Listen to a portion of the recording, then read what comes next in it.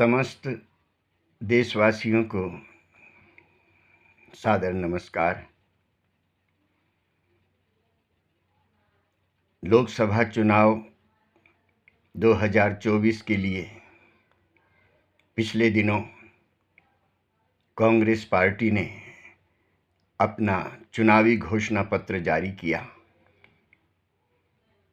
जिसकी प्रतिक्रिया देते हुए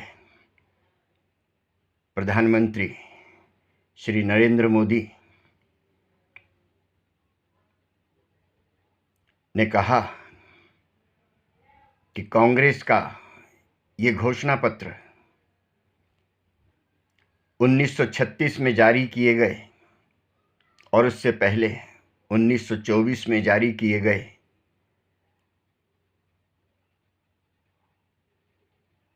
स्वतंत्र भारत की एक प्रमुख पार्टी मुस्लिम लीग के घोषणा पत्र से मिलता जुलता है। उन्होंने उसकी तुलना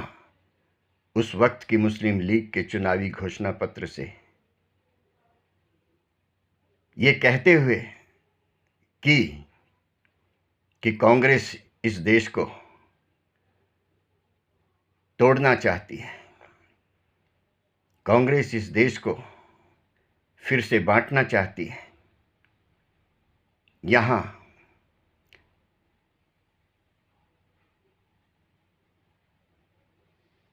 इस देश के मूल निवासी हिंदुओं को विदेशियों का गुलाम बनाना चाहती है। प्रधानमंत्री ने और उसके बाद कई भाजपा नेताओं ने इस पर टिप्पणी करते हुए कहा, इसका खुलासा करते हुए कहा कि कांग्रेस के घोषणा पत्र में अल्पसंख्यक समुदाय के अधिकारों की सुरक्षा की बात की गई है। उन्होंने कहा कि यही बात आज़ादी से पहले मुस्लिम लीग ने अपने चुनावी घोषणा पत्र में कही थी।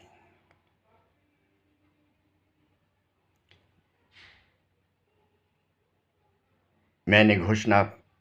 कांग्रेस का ये चुनावी घोषणा पत्र बड़े ध्यान से पढ़ा इसके बाद, और ये कोशिश की कि प्रधानमंत्री नरेंद्र मोदी और उनकी पार्टी भाजपा के दूसरे नेताओं की उनके इस घोषणा पत्र की मुस्लिम लीग से तुलना करने का आधार सही है या गलत है। कांग्रेस के इस चुनावी घोषणा पत्र को पढ़ते हुए मैंने पाया कि कांग्रेस ने अपने चुनावी घोषणा पत्र में अल्पसंख्यक समुदायों के संविधान प्रदत्त अधिकारों की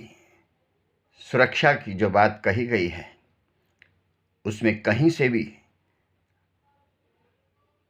आज़ादी से पहले की मुस्लिम लीग के चुनावी घोषणा पत्र से कोई मेल नहीं है। मुसलमानों, ईसाइयों या किसी भी भारत के दूसरे अल्पसंख्यक समुदाय के तुष्टीकरण की कोई गंध तक नहीं है। क्यों? वो इसलिए कि जिस तरह से बहुसंख्यक समुदाय हिंदू इस देश के निवासी हैं, ठीक उसी तरह से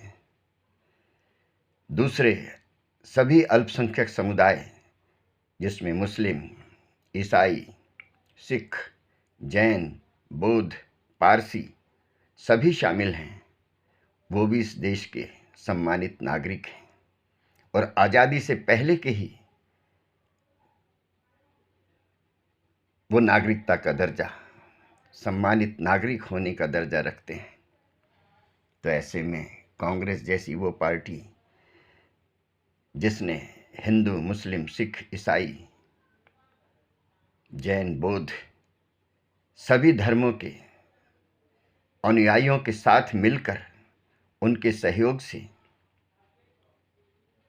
देश को आज़ादी दिलाने में अग्रणी भूमिका निभाई, स्वतंत्रता संग्राम का नेतृत्व किया, तो अगर आज वो अपने चुनावी घोषणा पत्र में उनके अधिकारों की, चाहे वो उनका धार्मिक अधिकार हो, सामाजिक अधिकार हो, संवैधानिक अधिकार हो,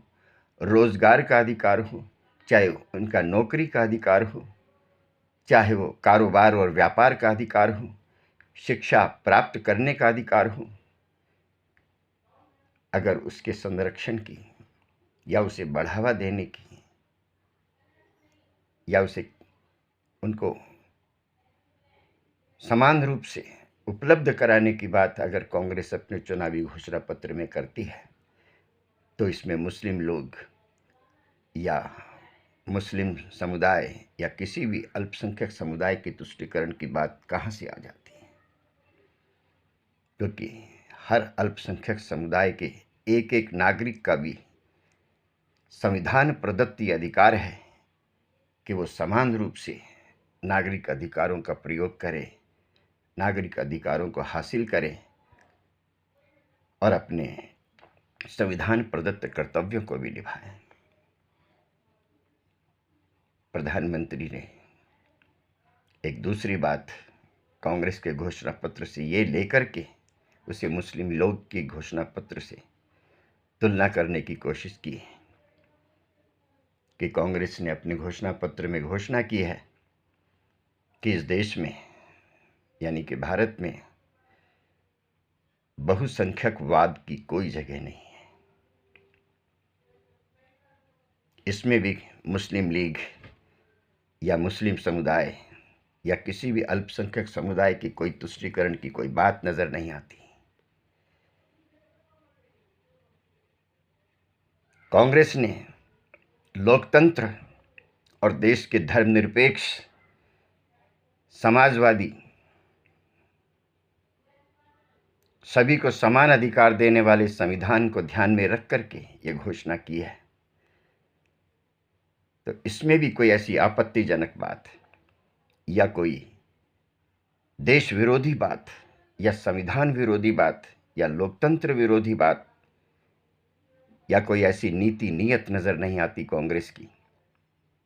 जिसकी वजह से उस पर यह आरोप लगाया जाए कि उसका ये चुनावी घोषणा पत्र मुस्लिम तुष्टीकरण से भरा है या आज़ादी से पहले की मुस्लिम लीग के चुनावी घोषणा पत्र से मिलता है। क्यों? क्योंकि जिस देश में भी, हमारे पड़ोसी देशों में भी हम देख सकते हैं कि पाकिस्तान एक बहुसंख्यकवादी राष्ट्र है, वहाँ मुस्लिम समुदाय बहुसंख्यक है, वहाँ का संविधान इस्लामिक संविधान है, तो उसके दुष्परिणाम हम देख रहे हैं कि वहाँ जो बहुसंख्यकवाद है, मुस्लिम बहुसंख्यकवाद है, संवैधानिक तौर पे वहाँ दर्ज है, सरकारी तौर पे दर्ज है, तो वहाँ हम देखते हैं कि वहाँ के अल्पसंख्यक हिंदू, अल्पसंख्यक ईसाई, अल्पसंख्यक सिख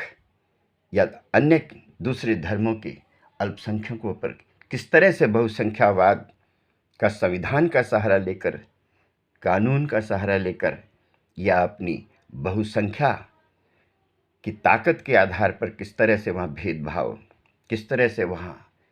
अत्याचार, किस तरह से वहाँ संवैधानिक उत्पीड़न और कानूनी उत्पीड़न के साथ साथ धार्मिक और सामाजिक उत्पीड़न भी होता है। बांग्लादेश में भी खुद भाजपा ये आरोप लगाती है कि वहाँ इस्लामिक कंट्री है, वह बहुसंख्यकवाद है, वहाँ मुस्लिम बहुसंख्यकवाद है, तो वहाँ हिंदुओं की दुर्दशा हो रही है, वहाँ हिंदुओं को दबाया जा रहा है, वहाँ हिंदुओं पर अत्याचार किए जाते हैं। म्यांमार में भी हम देखते हैं, वहाँ बौद्ध बहुसंख्यकवाद की सरकार है, बहुत बहुसंख्यकवादी कंट्री है, वह संवैधानिक तौर पर बहुसंख्यकवाद है वहाँ। तो वहाँ पर किस तरह से अल्पसंख्यक मुस्लिम समुदाय को किस तरह से उत्पीड़ित करके पिछले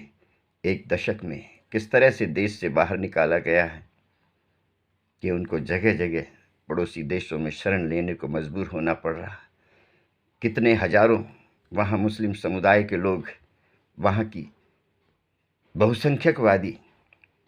बौद्ध बहुसंख्यकवादी पुलिस की गोलियों से, सेना की गोलियों से मारे गए हैं।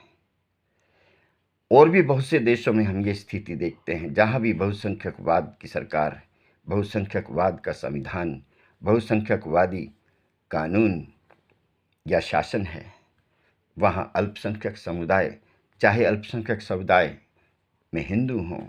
मुस्लिम हों, सिख हों, ईसाई हों, बौद्ध हों, जैन हों, पारसी हों, यहूदी हों, वहाँ किस तरह से संवैधानिक भेदभाव, पुलिस अत्याचार और कानूनी असमानता दिखाई पड़ती है। अगर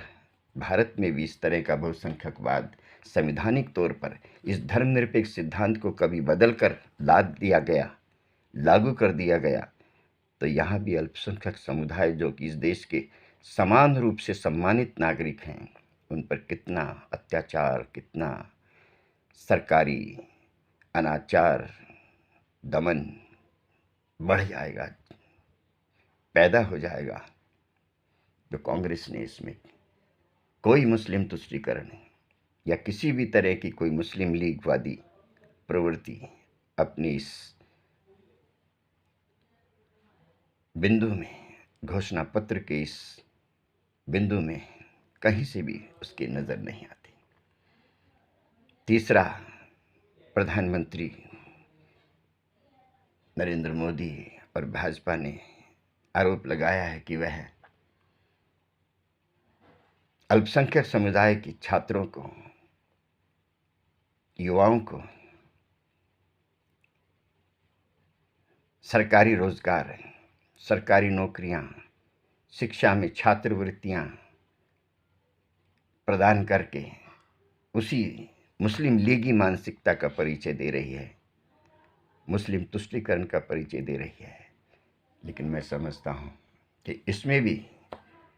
कांग्रेस का कोई मुस्लिम तुष्टीकरण नजर नहीं आता, क्योंकि भारतवर्ष में, जो कि धर्मनिरपेक्ष राज्य है, सभी नागरिकों के, सभी समुदायों के नागरिकों के, सभी धार्मिक समुदायों के नागरिकों के, सभी जातियों के नागरिकों के समान अधिकार हैं। रोजगार, शिक्षा, छात्रवृत्ति, पूजा, आस्था, अपने अपने धर्म के नियमों को मानने की स्वतंत्रता, पहनावा, खान पान, अपने अपने धार्मिक संस्कारों और रीति रिवाजों के अनुसार धारण करने की स्वतंत्रता है, संवैधानिक तौर पर स्वतंत्रता है सभी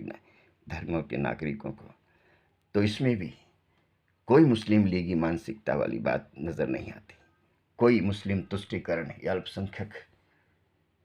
समुदाय की तुष्टीकरण का कहीं से कोई अंदेशा, कोई आरोप, कोई आधार नज़र नहीं आता। देशवासियों से हम कहना चाहते हैं कि पिछले 10 साल में भाजपा ने उस भारत को बहुसंख्यकवाद, अल्पसंख्यकवाद, हिंदू और मुस्लिम में बांट करके देश को सांप्रदायिक रूप से 2 टुकड़ों में बांट कर रख दिया है। देश में हिंदू मुस्लिम ध्रुवीकरण अपनी सांप्रदायिक नफरत की राजनीति से इस कदर जहर की तरह बो दिया है, भर दिया है कि देश की इन 10 सालों में जो दुर्दशा सांप्रदायिक रूप से, राजनीतिक रूप से, आर्थिक रूप से हुई है, वो कांग्रेस के पिछले शुरुआती 60-65 साल के राज में भी कभी नहीं हुई, जितनी इन 10 सालों में हुई है। देश टूट के कगार पर पहुंच चुका है, देश एक और विभाजन के बंटवारे के कगार पर, किनारे पर आ पहुंचा है। देश सिर तन से जुदा वाली हालत, खतरनाक जानलेवा हालत में पहुंच चुका है, सिर्फ भाजपा की इसी हिंदू मुस्लिम को आपस में लड़ाकर, बांटकर, नफरत से भरकर शासन करने की सत्ता, बार बार सत्ता प्राप्त करने की इस भूख ने भाजपा और प्रधानमंत्री नरेंद्र मोदी की देश को इस हालत में ला दिया है कि देश में एक और विभाजन के बीज उसने बो दिए हैं। मैंने इसके अलावा भी कांग्रेस के चुनावी घोषणा पत्र को बड़े ध्यान से पढ़ा। 5 न्याय, 25 गारंटियां, युवा, महिला, किसान, श्रमिक, साझेदारी, रोजगार, व्यवसाय, निवेश, कौशल प्रबंधन, बैंकों से गरीब महिलाओं, युवाओं को रोजगार के लिए ऋण की व्यवस्था, मनरेगा में 400 न्यूनतम मजदूरी करने की गारंटी, किसानों को फसल बीमा योजना में संशोधन करके उनकी फसलों को एमएसपी कानून लागू करके उनकी लागत से 1.5 गुना मूल्य दिलाने की सुरक्षा की गारंटी देकर महिला कल्याण की कितनी ही गारंटियां इस घोषणा पत्र में। अंत में मैं यही कहना चाहता हूं कि ये घोषणा चुनावी पत्र अगर कांग्रेस या कांग्रेसी गठबंधन, इंडिया गठबंधन सत्ता में आता है 2024 लोकसभा चुनाव में जीतकर, तो ये देश फिर से पटरी पर आ जाएगा। इस देश की अर्थव्यवस्था, इस देश की सामाजिक धार्मिक जो विभाजन कांग्रेस को सत्ता से हटाकर या दूसरी धर्मनिरपेक्ष विपक्षी पार्टियों को सत्ता से अपनी हिंदू मुस्लिम की नफरत की राजनीति के बीज बोकर हिंदुओं के मन में दूसरे मुस्लिम अल्पसंख्यक समुदायों और दूसरे अल्पसंख्यकों के प्रति जहर बोकर इस देश में जो नरक राज्य स्थापित कर दिया है, जो विनाशक स्थिति, खतरनाक स्थिति पैदा कर दी है, देश को टूटने की कगार पर ले आया गया है। अगर कांग्रेस और उसका ये इंडिया गठबंधन सत्ता में आता है 2024 में, तो एक बार फिर से ये देश खुशहाल, शांतिपूर्ण, भाईचारा, फिर से वही विकास का माहौल पैदा होगा जो कांग्रेस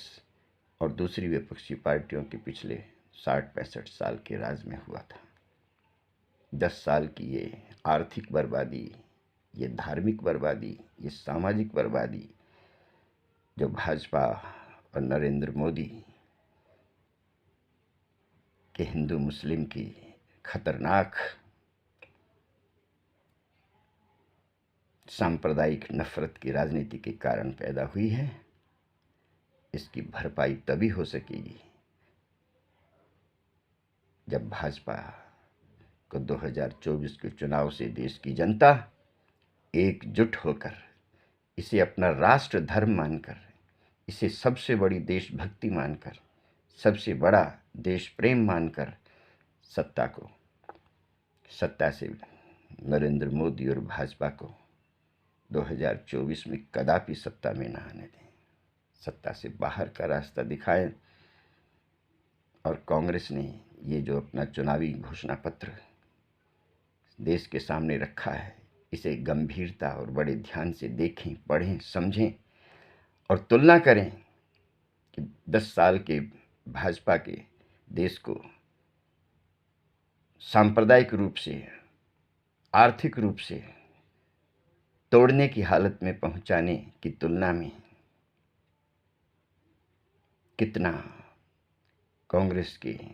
या विपक्षी पार्टियों के पिछले 60-65 साल के शासन में कितना फर्क है या कितना फर्क था। जय भारत, जय हिंद।